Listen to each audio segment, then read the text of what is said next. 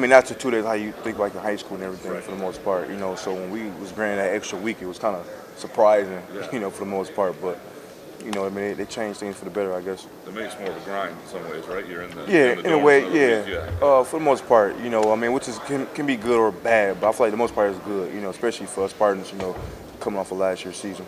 So what is you've been sort of touted and even out front as a leader of this group. How have you inserted yourself into that role, and where did you see the need? Can you kind of take me through how that develops into being somebody who becomes somebody people look to? I mean, I feel like for one, it comes with being yourself.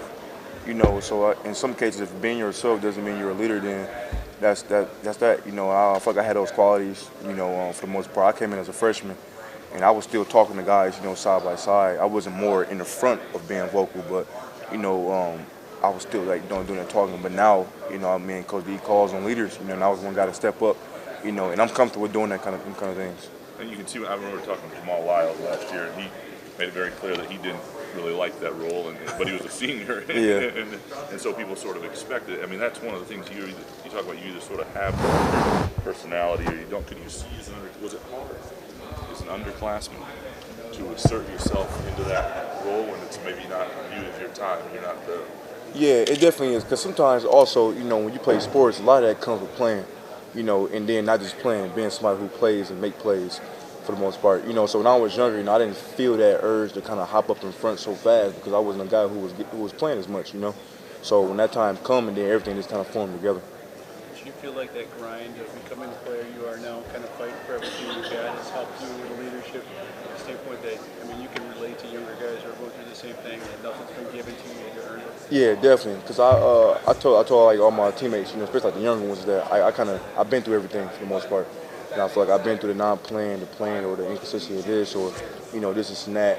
So I feel like I can relate to those guys who's in that situation, and help guide them on how to deal with it, or what kind of mindset they should have going into certain things. Is this? I know for somebody who just covers the team, this feels like the longest offseason you guys have ever had. Definitely, yeah. Does it feel like that from inside? Man, I feel like I ain't played football in like 4 years or something like that. I mean, it feels super long, but I feel like the wait will be worth it, when we show everybody, that Spartans is back.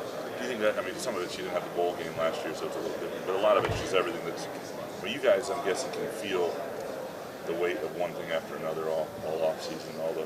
Yeah, definitely. But then that's when my job come in place is to make sure that the team is kind of like not too focused on the outside things, because when they can focus on what was in the team, and the guy that's around us, and that was the focus is to build the people in front of you. One of the things since I've been around the team, never before we had like media access a month after the spring game, which we had with some guys this year on the youth council, and then again in June when you talked.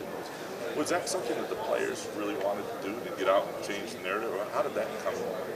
Can you repeat that again? How did the sort of when there were like 12 youth were interviewed in June? Oh, yeah, and yeah. then there were a group at the end of April, a month after the spring game. How did that happen to be? Was that players wanting to change the narrative and speak for themselves, or was that something that was sort of directed to do? How did that? I mean, it was directed, but it was all from the heart. The guys who did that. I mean, it was what we needed. Obviously, you should start with the leaders.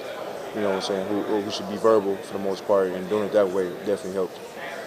Gerald, how do you get the good chemistry back that you had when you were coming into the program, where there was a strong senior leadership, where kind of young guys fell in line? How do you get that back? Stay consistent.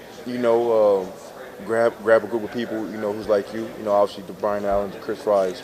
And there's a few other guys. Who's not here, but you get those guys together on the same page, and then people will follow suit. Especially if they feel like they're not them kind of guys. People always want to understand what somebody else is doing to kind of get to where they're at. And I feel like that kind of helped our program, and we steady working. Even when the season starts, we always going, because now I feel like it's like a new Spartan era, coming up. Anything different in the offseason in terms of conditioning wise? I know Ken Manning's always kind of figuring out ways to torture you guys. Anything different this summer? No, for the most part, the same work. You don't want to get from what you got. At the time we was winning still. Doing the same thing we're doing now. So you don't want to break that. We just kept working, but it just really more changed inside. On a mental standpoint. Were there any guys, when you came in as an underclassman that you kind of looked for and took notes from a leadership standpoint that have kind of helped you get to this point? Yeah, definitely. Keith Mumphrey, who was my locker mate, a lot. I was down, being redshirted. I took it more hard, than the usual or the normal. But a guy like him, he's somebody who always told me, man, is that, God got a better plan for you, or to stay focused. You never know what can happen. So every day and more, I kind of understood, like, you know what, maybe I'm not playing for this kind of reason. So maybe it's smart the red shirt or whatever.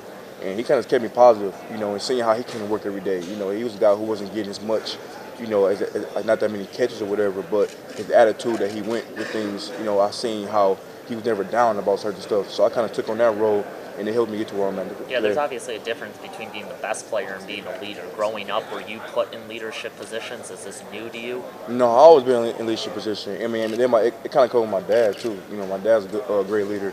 A guy who can speak. Can be verbal. So I kind of took on those same traits. You mentioned being a leader. I guess Eric Thompson anymore. Yeah. Who are some leaders that you look up to and respect a lot? Really, I mean, my dad is like probably one of the highest ones for the most part. And then E.T., a guy who I met in high school. Actually, I believe my senior year, he came and spoke to my high school and everything, and we kind of exchanged numbers. And we kind of stayed in contact ever since then, for the most part. Not every morning, but I try to get him in my ears, at least a couple times a week, because he always has good things to talk about. So now you were second on the team in rushing last year, 4.7 yards per touch. How do you build upon a solid year last year and make it even better this year? Can you repeat that last part? So you're second in rushing last year on the team, 4.7 yards per touch. Solid year. How do you make that this year even better? How do you build on it, I guess? I feel like the hunger. I'm more hungry than the other years. Every year I try to increase something else. If it was catching the ball or blocking or running the ball better. I feel like all those things have happened over the past few years now, and now I'm in my last year. Now it's about either bringing all that together and having a more mental hunger for to get down to where I'm at for the most part. And I feel like last year's season is basically definitely a big push because I want to get there again, and I want to be in the midst to help my team get back to winning. How much that increased hunger against Notre Dame last year, 100 yards?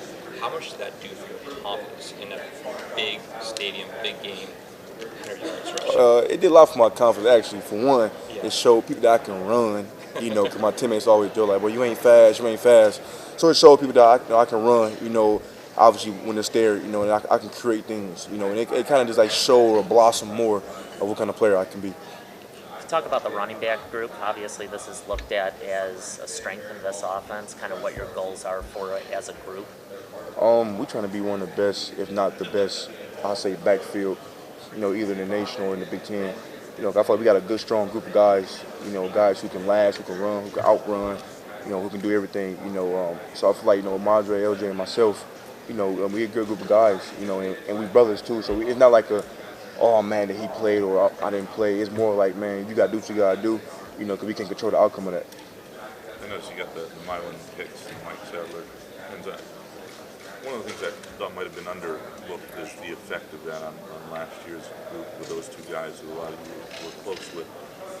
Can you take me through that? I mean, I think the Hicks Mylan funeral was on the day before the BYU game or whatnot. What that was like to go to that and come back and be in the mind set to play a football game, and how much that sort of stuff affected you guys last year? It was good motivation, and it was also sad, from a guy who, once again, I looked up to, and had multiple conversations with, and also like the game against Notre Dame. I had lost my grandmother the day before that, so having those kind of losses, played back to back.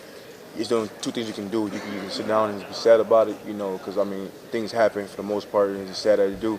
But then you can turn around and say, I'm going to play for this person, I'm going to live for this person. And that's what we did for Mylan, and also my grandmother for the other game. That's what we did. We kind of embraced it and celebrated the time that he had on earth, for the most part.